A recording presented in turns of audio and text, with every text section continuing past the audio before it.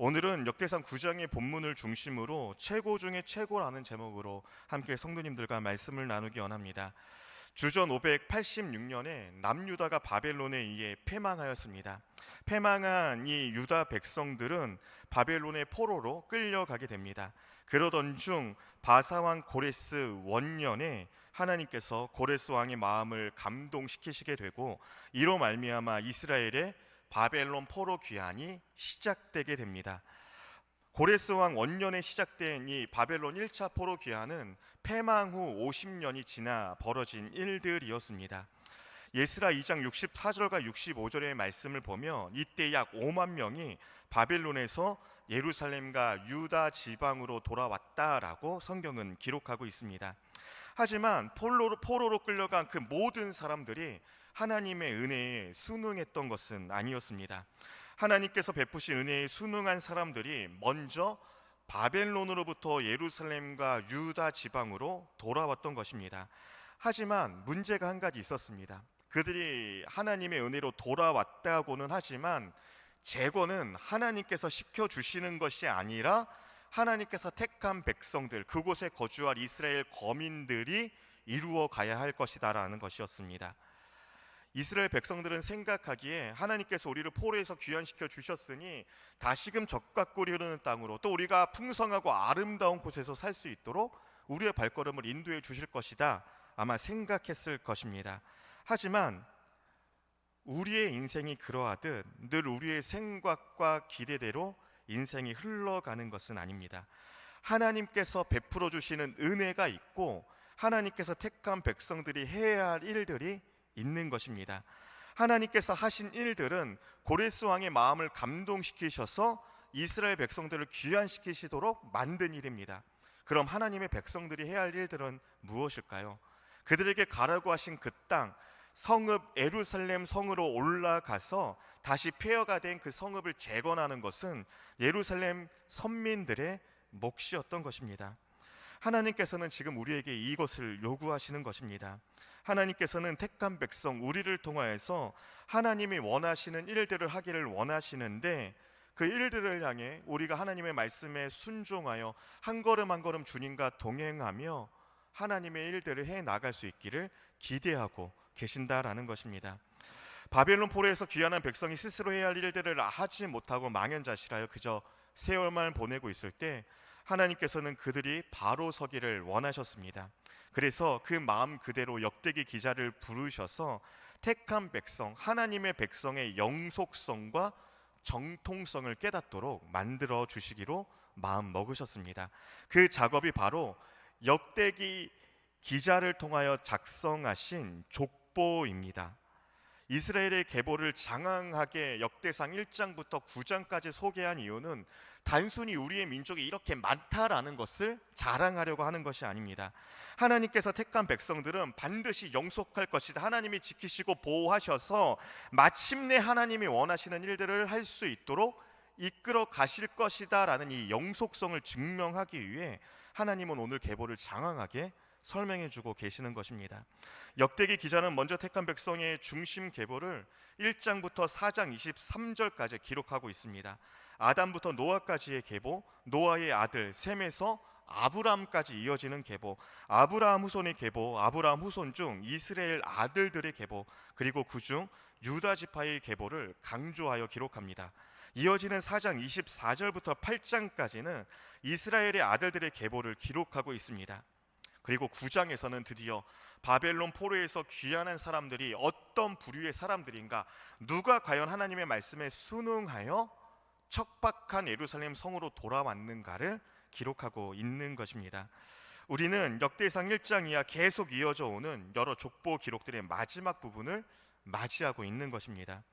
본문 역대상 9장 1절 상반절을 보면 이렇게 시작합니다. 온 이스라엘이 그 계보대로 계수되어 그들은 이스라엘 왕조실록에 기록되니라. 그 계보대로 계수되었다라고 성경은 분명하게 기록합니다. 즉 빠짐없이 족보에 한 사람도 누락되는 이가 없이 기록되었다라는 것입니다. 즉 모든 이스라엘 백성들이 한 사람도 빠짐없이 이스라엘 왕조실록이라는 책에 그 족보가 자세하게 기록되어 있다라는 뜻입니다. 하지만 안타깝게도 그 이스라엘 왕조 실록이라는 책은 오늘날 우리에게 남아 있지는 않습니다. 역대기 기자는 그 상세한 족보를 다 옮겨 기록하는 대신에 어떻게 기록했느냐?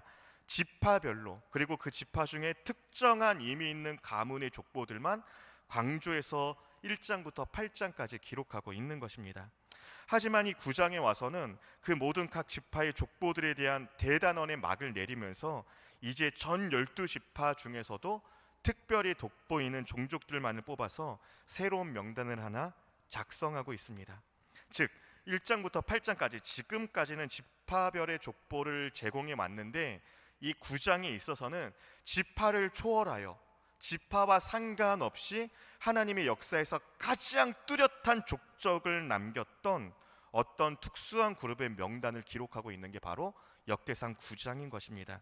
이것을 바꾸어 말하면 엘리트 명단, 즉 최고 중에 최고의 명단을 역대기 9장이 기록하고 있다라는 것입니다. 과연 이스라엘 12지파 중에서 그 속한 모든 종족과 가문과 개인 중에서 어떤 사람들이 이 9장에 있는 족보에 이름을 올릴 수 있었을까요? 오늘 이 지상교회에 수많은 성도들이 있지만 그들 가운데서도 어떤 특수그룹에 해당할 만한 영적 엘리트 명단에 들어갈 수 있는 자들은 과연 어떤 성도일까요?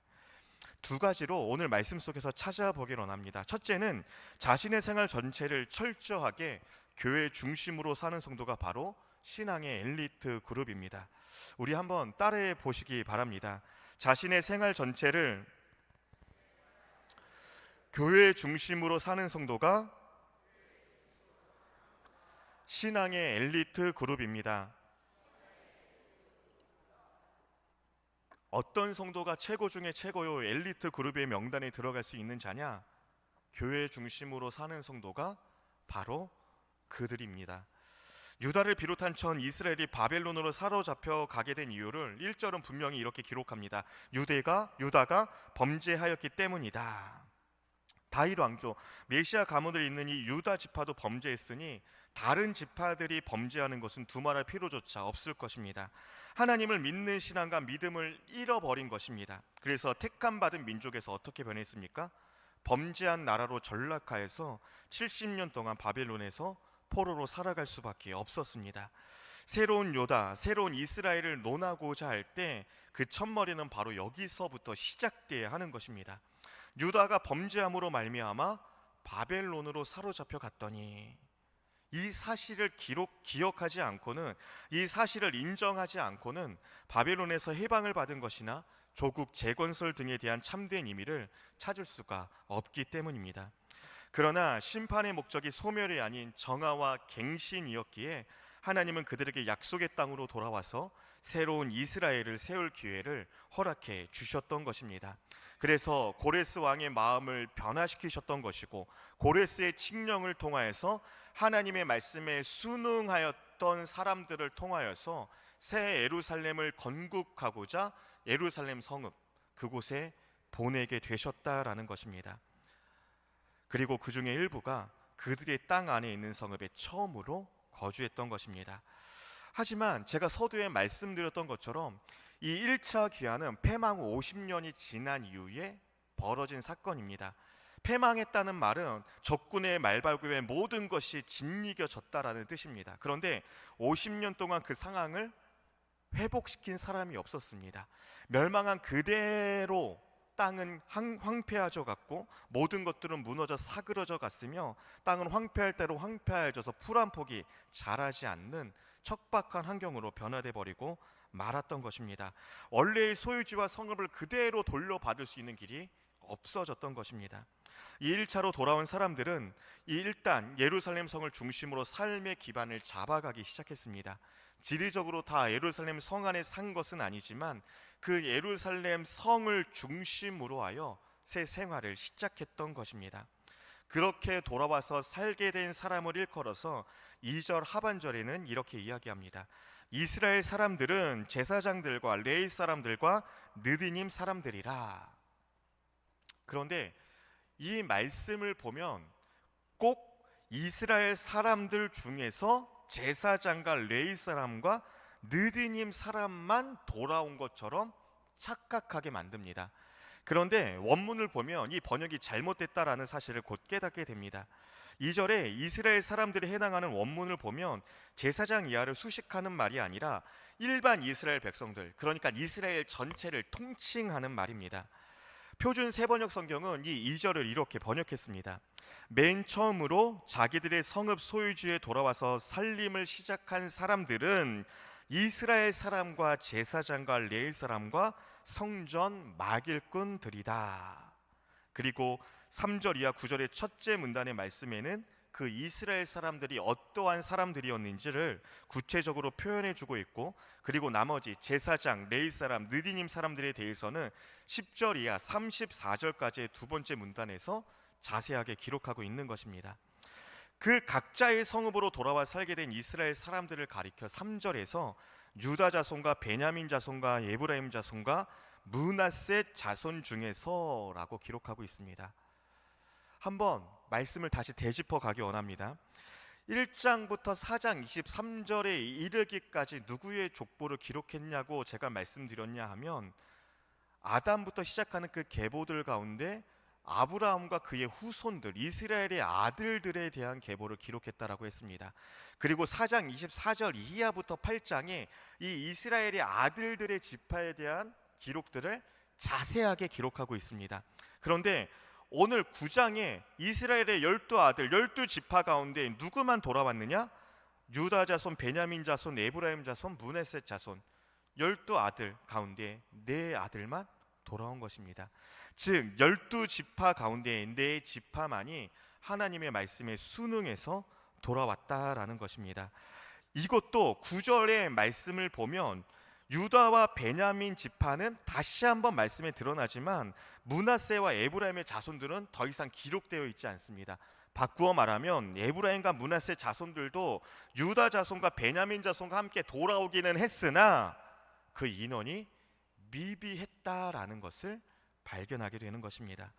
온 이스라엘이 왕조실록에 빠짐없이 그 족보가 기록되었지만 이 역대상 9장에서는 그 온 이스라엘 중에서도 오직 4지파, 그리고 극소수의 사람들만이 돌아와서 예루살렘 성읍을 중심으로 거주하였다라는 사실을 발견하게 되는 것입니다. 즉 예루살렘 성을 중심으로 하여 생활터전을 잡고 그 기업에 거한 이스라엘 백성들만 뽑아서 하나님이 역대기 9장에 기록하고 계신다라는 것입니다.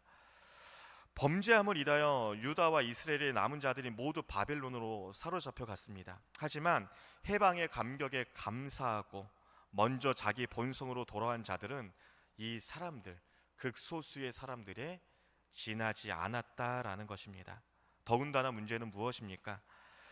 70년이 지나 돌아온 조국은 모든 것이 무너지고 폐허가 된 채 회복되지 못한 상태였습니다.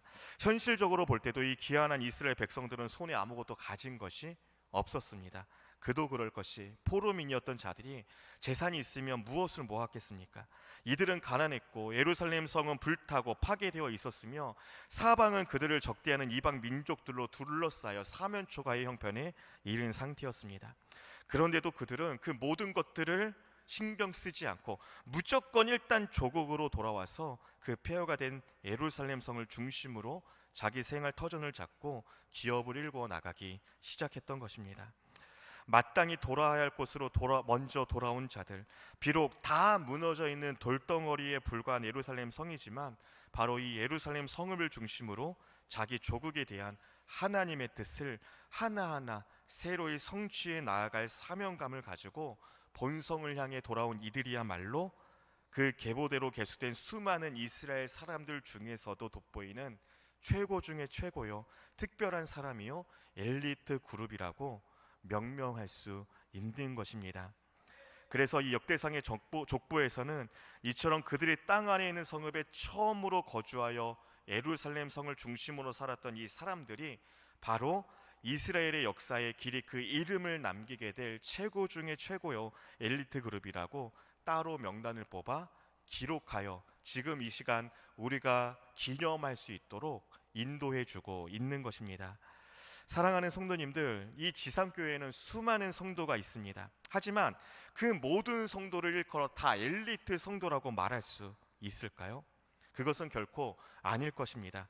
그렇다면 과연 어떤 성도들이 엘리트 성도요, 최고 중에 최고라고 칭함받을 수 있을까요?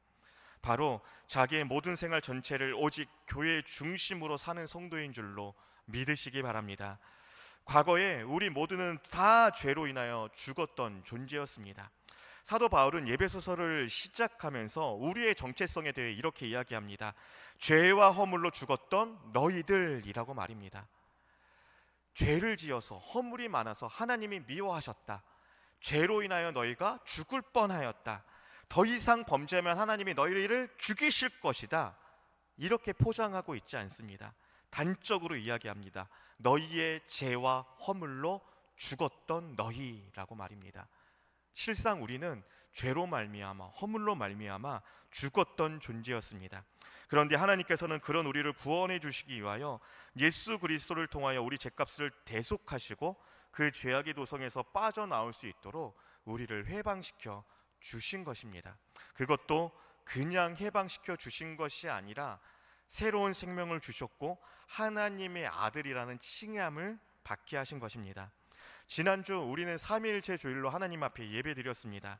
삼위일체 주일을 신학적으로 어렵게 표현할 수 있을 것입니다. 하지만 저는 단순히 성경에 빗대어서 삼위일체 주일을 이렇게 표현하고 싶습니다. 바로 성부 하나님이 행하신 일들과 성자 예수님의 은혜와 성령 하나님의 동행하심이라고 말입니다. 무슨 말입니까? 성부 하나님께서 우리를 창조하시고 죄악에 빠져 죽었던 우리를 살리시기 위한 구원을 계획하셨습니다. 그리고 성자 예수님께서 이 땅에 오셔서 하나님의 구원 계획을 십자가에 달리심으로 말미암아 성취하셨고 우리 가운데 새 생명을 허락하여 주셨습니다. 성령 하나님께서 지금도 이 시간 이 자리에 우리와 함께 동행하시면서 성부 하나님의 계획을 믿게 하시고 성자 예수 그리스도의 십자가의 보혈로 말미암아 하나님의 아들로 인침받았다라는 그 사실을 믿고 고백할 수 있도록 우리의 마음을 이끌어 가시는 것, 이것이 바로 삼위일체 주일을 기념하는 우리의 마음의 자세이며 또한 우리가 신앙생활하는 가운데 절대 잊지 말아야 할 진리요 불변할 성경의 핵심인 것입니다. 하지만 이처럼 중생받은 신자 중에서도 더욱더 표가 나는 그룹이 있습니다. 바로 범죄함을 인하여 사로잡혀갔던 과거의 생활, 죄악의 종되었던 생활을 지긋지긋하게 여기고 다시는 돌이켜볼 생각조차 하지 않는 하나님의 백성들이 있는 것입니다. 이제는 예수 안에서 누리게 될 이 새 예루살렘 성인 교회를 중심으로 살게 된 재미에 푹 빠져 있는 성도들이 바로 하나님 보시기에 최고 중에 최고요, 엘리트 명단에 들어갈 수 있는 성도인 것입니다. 우리는 각자의 성읍에 삽니다. 하지만 비록 각자의 처소와 직장이라는 생활터전을 자리 잡고 있기는 하지만 그 생활의 구심점은 철저하게 교회에만 두고 살아야 한다라는 것입니다.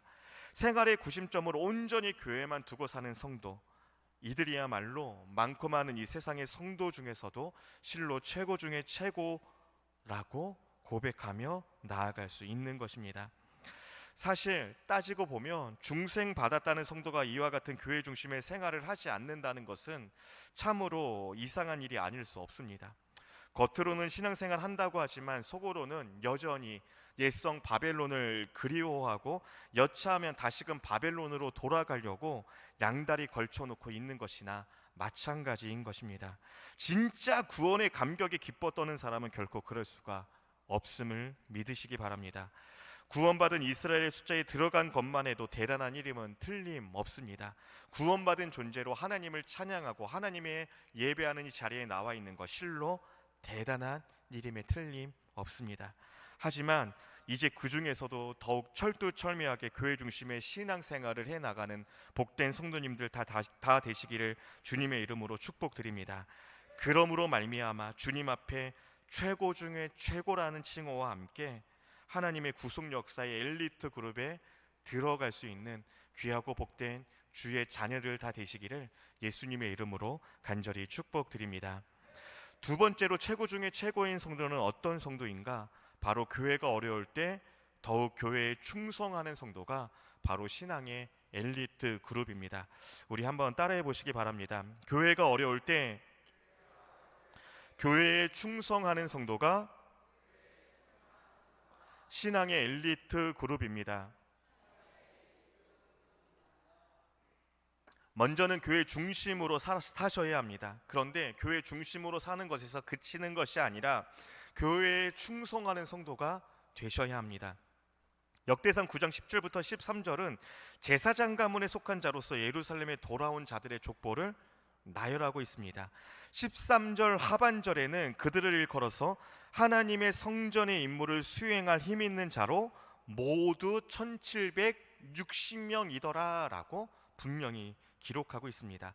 이어지는 14절부터 34절까지에는 레위 사람 중에서는 이라는 말로 시작하여서 그들은 다 레위 가문의 우두머리이며 그들의 족보의 우두머리로서 예루살렘에 거주하였다라고 기록하고 있습니다. 무슨 뜻입니까? 이스라엘의 왕조실록에 모든 이스라엘 백성들의 명단이 기록되어 있는데 그 명단에 뽑힌 사람들 중에 우두머리로서 이 족보에 기록되는 영광을 누리게 되었다라는 것입니다. 레위인들은 성막의 기교를 관리하는 것이 원래의 주요 임무였습니다. 하지만 이 9장 14절 이하의 말씀을 읽어보면 레위인들의 업무가 확장되었다라는 것을 곧 발견하게 됩니다. 17절 이하 27절에 보면 레위인들 중에서 성전의 문지기를 맡게 된 자들이 있었습니다. 그리고 28절 이하 33절까지에는 그 외에도 문지기를 행하는 일 외에도 레위인들이 성전을 중심으로 섬기면서 다 하게 된 다양한 일들, 즉 창고를 관리하고 재물떡을 준비하고 성가대 등을 행하는 장면들이 기록되어 있는 것입니다. 그런데 성도님들, 여기서 익숙한 단어들이 느껴지시지 않습니까?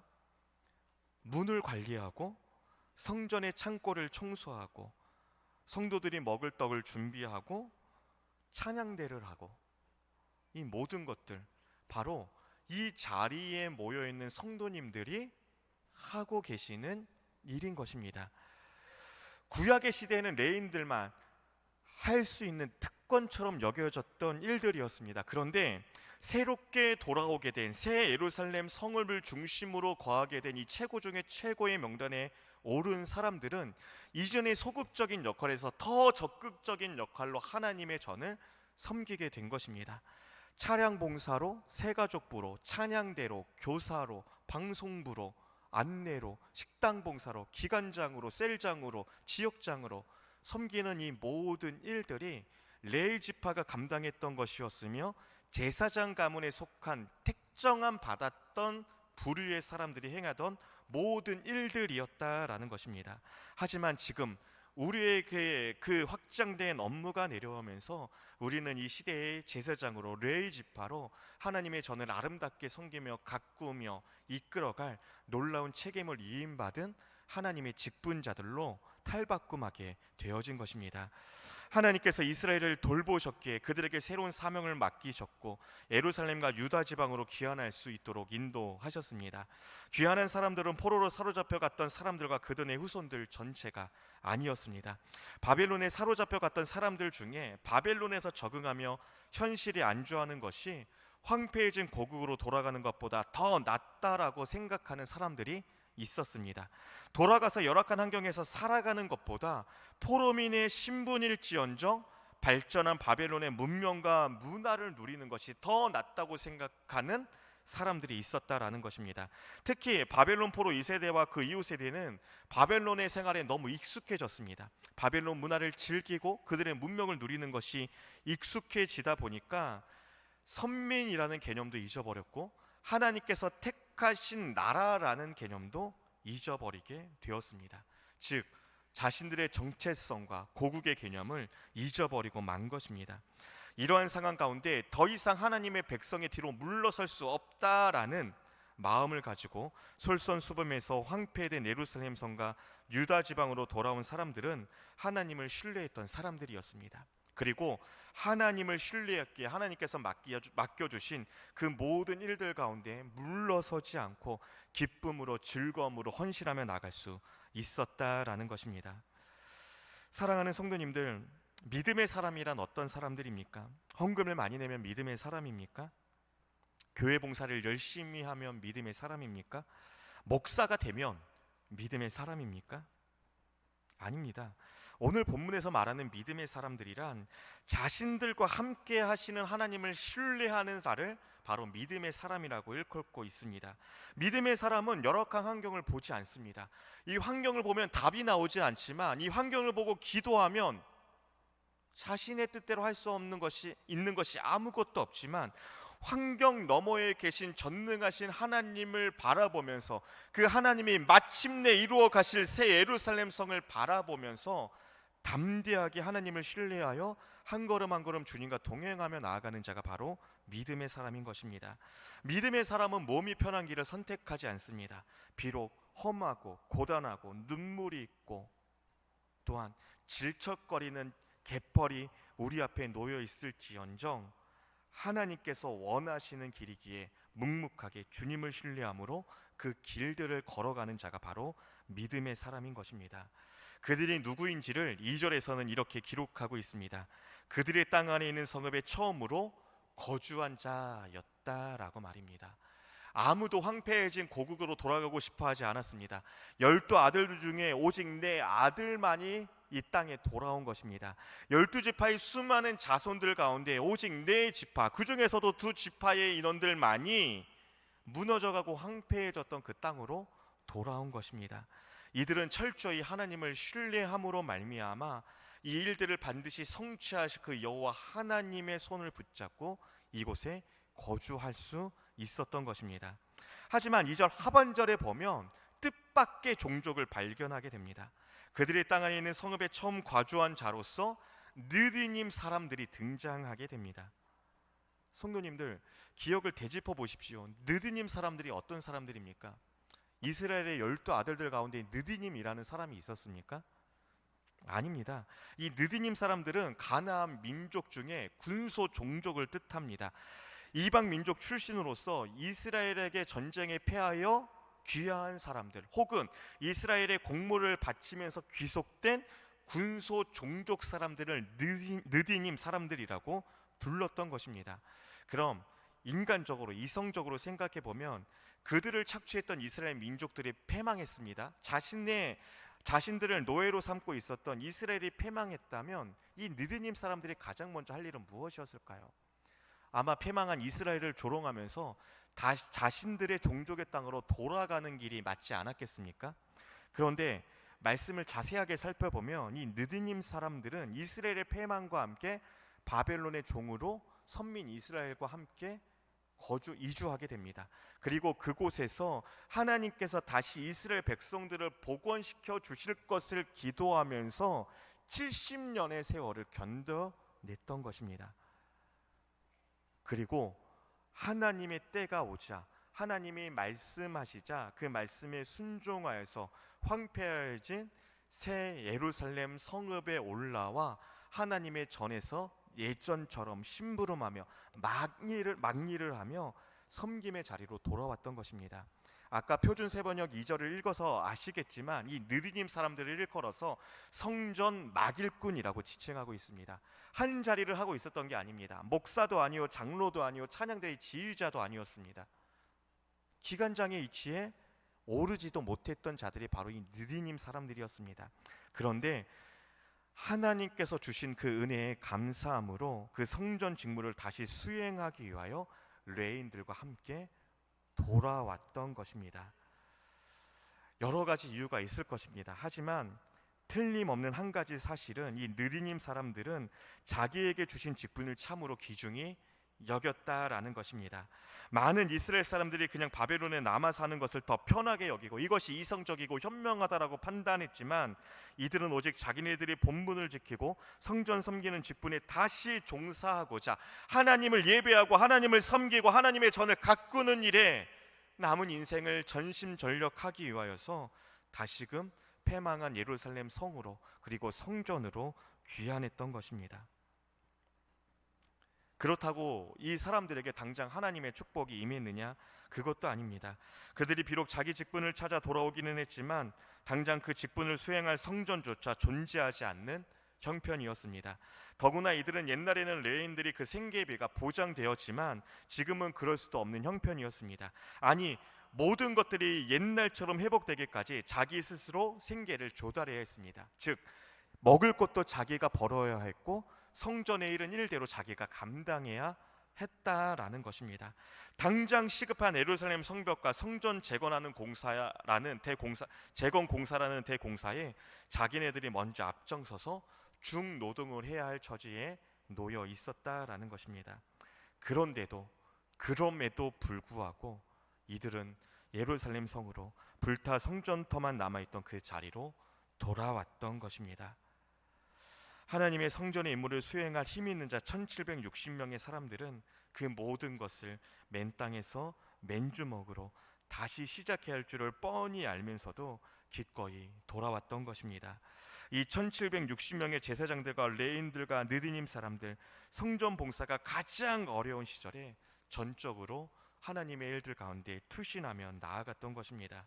이 사람들의 헌신과 충성과 땀과 눈물의 값어치는 과거 솔로몬 시절 이제 막 성전이 건축되고 모든 것이 완벽했던 그 황금 시대와는 비할 바가 못 될 정도로 뛰어났던 것입니다. 그 때문에 이 역대상 9장에서는 바로 이 1760명을 비록 일일이 그 이름을 다 기록할 수는 없었지만 그 대표자들을 중심으로 이 특별 명단에 기록함으로써 이스라엘 역사에 영원히 남을 수 있도록 최고 중에 최고라는 칭호를 하나님께서 찬사로 우리에게 들려주고 계시는 것입니다. 그런데 여기서 한 가지 주의해서 살펴볼 말씀이 있습니다. 이 1760명 앞에 따라오는 말이 있습니다. 하나님의 성전의 임무를 수행할 힘 있는 자라고 말입니다. 이 힘 있는 자라는 말의 뜻은 능력과 재능이 있는 사람들을 일컫는 말입니다. 그렇다면 능력과 재능 있는 사람들은 과연 누구일까요? 공부 잘하면 능력 있고 재능 있는 사람일까요? 저처럼 머리가 좋아야 능력 있고 재능이 있다면 여기서 저밖에 힘 있는 자라고 칭할 수 없을 것입니다. 그렇다면 제사장만을 뜻할까요? 아니면 재물의 각을 들거나 성전의 무거운 기고를 옮길 정도로 힘 있는 성경 형제만큼 키 크고 운동 잘하는 사람을 뜻하는 말일까요? 그렇지 않습니다. 이 힘 있는 자라는 말의 원뜻은 봉사를 감당할 수 있는 순종적인 사람들을 일컫는 말입니다. 오늘날 교회 봉사가 능력과 재능으로만 가능하겠습니까? 능력과 재능이 많은 분들이 교회에 너무나도 많이 계십니다. 하지만 안타까운 건 능력과 재능을 하나님께서 주셨음에도 불구하고 봉사하지 않는 분들이 너무나도 많다라는 것입니다. 하지만 능력과 재능은 없지만 내가 좀 부족하지만 하나님의 말씀을 의지하고 하나님의 말씀에 순종하여 하나님의 말씀을 지켜 행하는 사람이라면 누구나 봉사를 감당할 수 있습니다. 바로 이러한 자들을 힘 있는 자라고 하나님의 성전의 임무를 수행할 수 있는 자 1760명이라고 오늘 성경은 우리에게 들려주고 있는 것입니다. 느디님 사람들 역시 마찬가지 아니겠습니까? 하나님의 역사를 경험한 적도 없습니다. 하나님의 현현을 체험한 적도 없습니다. 직접적인 하나님의 음성을 들은 적도 없었습니다. 그런데 이스라엘 민족들과 함께 하시는 그 하나님의 임재하심을 바라보면서 하나님은 살아계시구나. 그리고 이스라엘 민족과 함께 하시는 하나님을 우리가 붙잡을 때 영원한 생명과 구원의 감격을 느낄 수 있겠구나. 이렇게 깨달아 알지 않았겠습니까? 그리고 하나님께서 성전의 막 일들을 자신들에게 맡겼을 때 그 말씀에 순종하였고 그 말씀을 의지하여서 말씀을 지켜 행할 수 있는 능력을 달라고 기도하며 성전의 일들을 감당해 오지 않았겠느냐라는 것입니다. 일반 백성들 역시 마찬가지입니다. 제사장도 아니요 레위인도 아니요 직분자도 아니었습니다. 하지만 이들 역시 바빌론의 익숙한 삶을 포기하고 황폐된 예루살렘 성으로 돌아와 정착한 이유는 바로 하나님의 말씀을 전적으로 신뢰했기 때문인 것입니다. 70년이 흘렀고 적과 꿀이 흘렀던 환경은 폐허로 변하였고 희망은 보이지도 않았으며 모든 것을 처음부터 다시 시작해야 할 상황이 되었을지라도 이 모든 상황을 극복하고 이스라엘을 하나로 만들어 주신 분은 바로 우리 하나님 한 분 외에는 계시지 않기에 이스라엘 사람들, 제사장들, 레위 사람들, 심지어 느디님 사람들까지 한마음 한뜻으로 하나님 중심, 성경 중심, 교회 중심의 공동체를 세워나가기 위해 묵묵하게 자기의 일들을 감당해 나아갔던 것입니다. 이제 이들 1760명의 헌신과 결단으로 말미암아 예루살렘 성은 온 이스라엘 공동체의 새로운 출발점이 되었고, 멸망과 파괴의 도시에서 희망과 소망의 도시로 자리 잡아가게 되었던 것입니다. 사랑하는 성도님들, 어떤 사람들이 하나님 보시기에 특별히 우수한 성도일까요? 하나님께 쓰임 받게 된 것을 기뻐하고 교회를 통하여 받은 직분을 감사함으로 섬기는 자들입니다. 하지만 그런 자들 가운데서도 특별히 교회가 어려울 때 전심전력으로 충성할 줄 아는 성도만이 더욱더 돋보이는 엘리트 그룹의 명단에 들어갈 수 있으며, 그들을 일컬어 저는 최고 중에 최고라고 찬사를 보내드리고 싶은 것입니다. 하지만 안타깝게도 이런 엘리트 그룹의 신자는 오늘날 교회 안에서 찾아보기가 쉽지 않습니다. 교회가 평안할 때에도 철저하게 교회 중심으로 사는 성도도 그리 많지 않습니다. 하물며 교회가 조금만 어려워지면 오죽하겠습니까? 교회를 자기 편에서 마땅히 섬겨야 할 주님의 몸인 줄로 알지 못하고 자기가 원하는 뭔가를 해 주어야 하는 집단 정도로 알고 있다라는 말입니다. 자기가 원하는 것을 해주지 못하면 어떻게 됩니까? 그 집단에서 미련 없이 손발 다 빼고 도망가는 게 현대 성도들의 모습입니다. 그러니 교회가 어떻게 사단과 싸워 이길 힘이 있겠습니까? 조금만 힘들다 싶으면 자기 혼자 살기부터 찾는 겁쟁이들, 비겁한 교인들만 모여 있으니 교회가 어찌 이단과 싸우며 우상 숭배를 물리치며 다원주의를 대적할 엄두를 낼 수 있겠습니까? 이토록 평소에 허약 체질에다가 도면병 근성까지 가지고 있으니 지상교회를 일컬어 전투하는 교회라고 말하기조차 민망한 상황에 놓여 있는 것입니다. 그래서 세상 사람들이 교회를 뭐라고 이야기합니까? 가진 자들, 배부른 자들, 개독교, 목사들을 일컬어 먹사라고 이야기하면서 손가락질하며 조롱하고 있는 것이 바로 작금의 현실 아닙니까?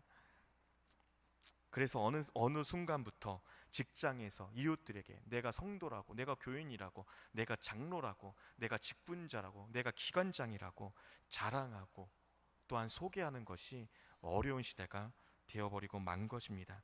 이런 까닭에 하나님의 구속사 현장에서는 그 어떤 시대 어떤 장소에서든지 항상 엘리트 그룹의 성도가 더욱 요긴하게 필요한 것입니다. 내가 교회 봉사 열심히 하다가 못 먹고 죽게 되는 것 아닐까라는 걱정일랑은 안중에도 없고, 오직 죽도록 충성하는 것 한 가지만 아는 최고 중에 최고의 성도가 교회에는 꼭 필요하게 된 것입니다. 바벨론에서 제법 안정시켜 놓은 안정된 생활, 세상 즐기며 살 기반이 꽤 갖추어진 생활보다도 비록 타담한 돌무더기만 써있는 성전이라 할지라도 그 성전을 위하여 자기의 한 몸이 번제처럼 완전히 타도록 쓰일 줄 아는 이 시대에 한 명이라도 더 필요한 엘리트 그룹의 성도가 하나님은 지금 필요하다라고 오늘 말씀을 통하여 우리에게 분부하고 계시는 것입니다. 사랑하는 성도님들, 수많은 이스라엘 백성들의 이름 중에서도 오직 예루살렘 성으로 돌아와 거한 자들의 이름이 이 특별한 엘리트 그룹의 이름을 만들었고, 바로 그 명단이 이 족보 기록 중에서 하이라이트가 되고 있는 것입니다. 하나님께서 나를 부르셨고 성남교회를 중심으로 신앙생활하면서 살 수 있게 인도하셨다. 정말 생각하면 생각할수록 가슴 뿌듯한 일 아닙니까? 하나님께서 아무리 보아도 별 재주 없는 나 자신인데 성남중앙교회에서는 아주 요긴하게 쓰임 받을 수 있도록 직분과 사명을 주셨다. 정말 이제 가슴 쫙 펴고 다니기에 충분한 자랑이 아닙니까? 저는 성남중앙교회 성도들이 바로 그와 같은 이 시대의 엘리트 성도였다라고, 최고 중에 최고라고 조금 더 거리낌 없이 말할 수 있습니다. 성도님들께서는 참으로 교회 중심으로 살면서 큰 일들을 섬겨 오셨습니다. 그것도 평온하고 형통하고 돈 많은 시절이 아니라 어려운 시절을 통과하면서 그 험난한 세월을 이겨내며 이 교회를 일구어 오셨다라는 것입니다. 우리 성남중앙의 성도들은 각자 생애 최대의 것을 바쳐 이 아름다운 성전을 지었습니다. 전에도 목사님이 말씀하셨지만 손님으로 이 교회 오시는 이들마다 이 본당을 보고 오르간의 소리를 들으면서 정말 아름답다라고 찬사를 아끼지 않습니다. 이곳에서 드리는 찬양을 통해 하나님이 영광 받으실 것을 기대하며 오르간을 통하여 들려지는 그 연주의 웅장함, 그리고 그 웅장한 가운데 임재하실 하나님, 그리고 그 임재하시는 하나님을 바라보며 아멘으로 화답할 찬양대의 찬양과 성도들의 함성에 늘 도취되어 돌아가는 손님들을 보게 됩니다. 이 아름다운 성전들 누가 지은 것입니까? 1974년 이씨모전을 토대로 하여 한 땀 한 땀 땅을 모아가고 척박한 땅을 삽으로 파가며 벽돌 하나하나 쌓아온 성도님들이 역사의 산 증인들 아닙니까? 그뿐만이 아닙니다. 현재 국내의 경제 사정이 극도의 악화로 치닫고 있는 즈음에도 선교와 구제의 후원 가운데 손길을 놓지 않고 있는 교회가 바로 이 성남중앙교회입니다. 제가 주보를 만들다 옛날 자료들을 좀 찾아보게 되었는데 놀라운 사실 하나를 발견하게 되었습니다. 세상 사람들은 먹을 것도 줄이고 입을 것도 줄여가면서 살기 힘들다라고 팍팍하다라고 경제가 너무 어렵다라고 다들 아우성거리면서 남을 돕는 일에 인색한데, 신기하게 성남중앙교회 성도들은 티르키예 지진, 시리아 지진, 그리고 믿지 않는 자들의 동아시아의 구제 성금, 이 모든 것들을 해나감에 있어서 22년보다 23년도에 헌금이 더 많았고 23년도보다 24년도에 헌금이 더 많았고 IMF 때보다 경제공황 때보다 더 힘들다고 하는 지금 이 시기에는 그토록 많이 거쳤다는 24년도의 헌금보다 더 많은 헌금들을 화재민들과 미얀마에 보내는 놀라운 선교의 헌신들을 보여주셨습니다. 우리 교단들이 약한 교회들이 미처 감당하지 못한 분량까지 대신 떠맡아서 짊어지셨는데 그것도 억지로 한 것이 아니라 기꺼이 즐거움으로 섬겨 오셨다라는 것입니다. 사랑하는 성도님들은 교회 중심으로 똘똘 뭉쳐서 50년의 세월을 지탱해 오셨고 가장 귀한 것, 최고의 것을 바쳤을 뿐만이 아니라 이제 전부를 다 바쳐서 교회를 섬기고 하나님 나라의 확장을 인하여 선교의 사업을 인하여 모든 것을 걸고 계시는 것입니다. 결코 자랑도 아니요 조금의 과장도 아니요 정말 사실 그대로 말해서 성도님들은 저에게 있어서 최고 중에 최고요, 엘리트 그룹에 이미 그 이름을 기록할 만큼 자랑스러운 신앙의 선배들이라고 감히 목 놓아 자랑하고 싶습니다. 사랑하는 성도님들, 우리가 이런 자부심 있게 신앙생활 해야 하지 않겠습니까? 구원받은 기쁨, 이것도 실로 대단합니다. 하나님을 찬양하는 찬양대로서 각 집분자로서 이 예배 자리에 참석한 것 너무나도 대단한 일입니다. 하지만 하나님께서 부르신 자들 가운데서도 또 특별하게 뽑힌 최고 중에 최고, 하나님께서 당신의 특별 명부에 따로 이름을 새겨 놓은 엘리트 그룹에 속한다라는 이 뿌듯한 기분, 이것이 성도가 누릴 수 있는 최고의 기쁨이 아니겠습니까? 각자의 생활터전인 본성들에 거하면서도 오직 교회 중심으로 사는 성도들이 다 되시기를 주님의 이름으로 축복드립니다. 영적 기업에 항상 최우선을 두고 교회가 어려울 때일수록 더욱 최선을 다하여 섬기는 성도들이 되시기를 주님의 이름으로 축복드립니다. 그러므로 말미암아 오늘 우리에게 주신 성남중앙교회를 통하여 이렇게 살고 이렇게 충성함으로 말미암아 귀한 성도들 가운데서도 더욱 영광스럽게 높임을 받는 최고 중에 최고, 엘리트 그룹의 이름을 남기는 귀하고 복된 성도님들 다 되시기를, 그리고 저의 자랑이 되어 주시기를 예수님의 이름으로 간절히 축복드립니다.